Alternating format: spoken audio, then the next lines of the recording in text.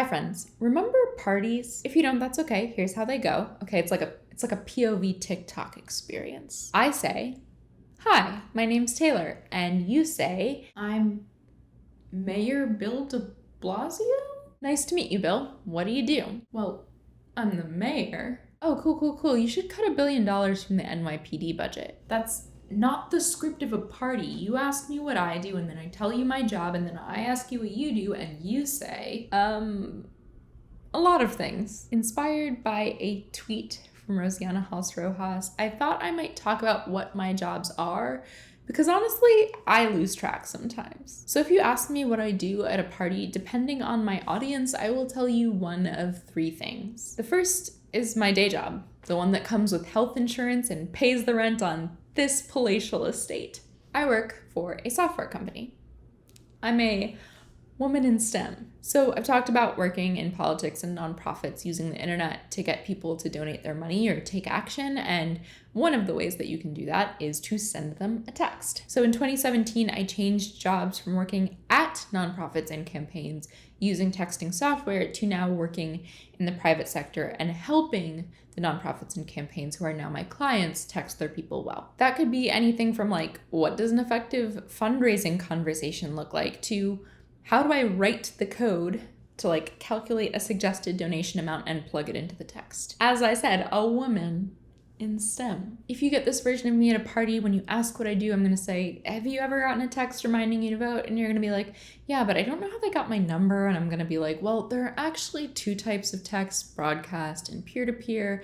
And there are 5-digit short codes and 10-digit long broadcast text messaging short codes that opt-in and provide consent, which is kind of outdated. And that's how it is. And then you won't be my friend." But the best thing about this job is that I get to feel like my work is doing something positive for the state of the world without having to move states and change organizations every 6 to 12 months and have absolutely zero boundaries between work time and non-work time, which is surprisingly rare in mission-driven jobs. And that actually allows me some free time to fill with more jobs. The second thing that I do professionally is freelance writing. Now, I used to do the whole thing of like pitching to editors and trying to hustle to pick up as much freelance work as possible, but now I really only do freelance work that's been pitched to me. I don't mean that to be a brag, it's just that I've spent like 7 years working really hard to build up a good reputation for myself.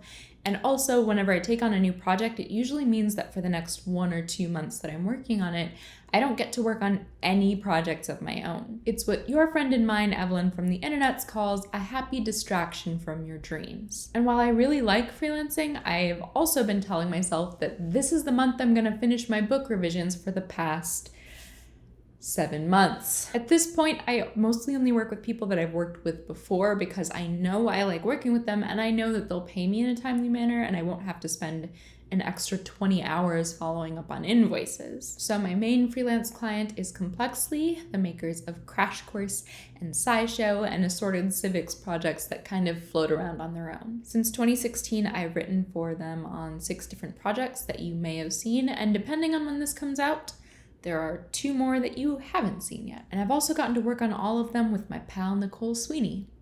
And, get paid to explain district courts.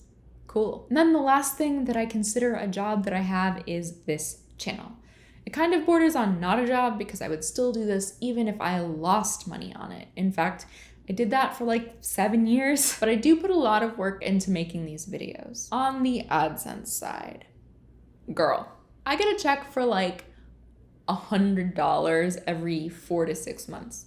And I mean, part of that's on me because I use copyrighted music not infrequently and get copyright claimed on those videos, but I'd rather use the music that I want to use than have that like $3.28. So basically I operate as if AdSense doesn't exist. I've also done sponsored videos in the past, but I don't really do that anymore, in large part because my other jobs mean that I don't have to survive, and it also feels like weird to me to sell your eyeballs to people. If I did it again, I would have to do something that I actually really think would be useful to you to know. And it would have to be more than $75 a video. Come on, we're worth it.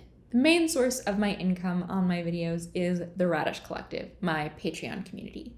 I've got like 125-ish people there now who make a monthly pledge to support my work, which is wild to me. Thank you so much. And what I use that money for is basically to offset my costs of doing this work.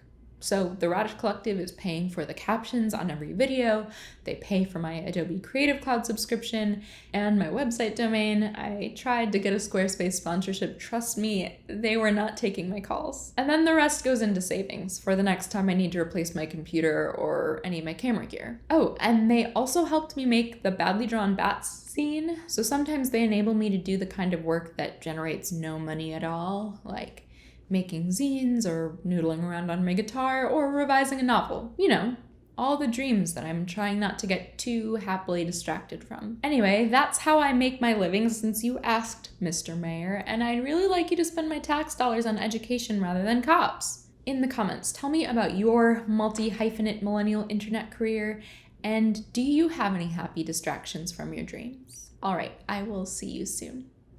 Bye.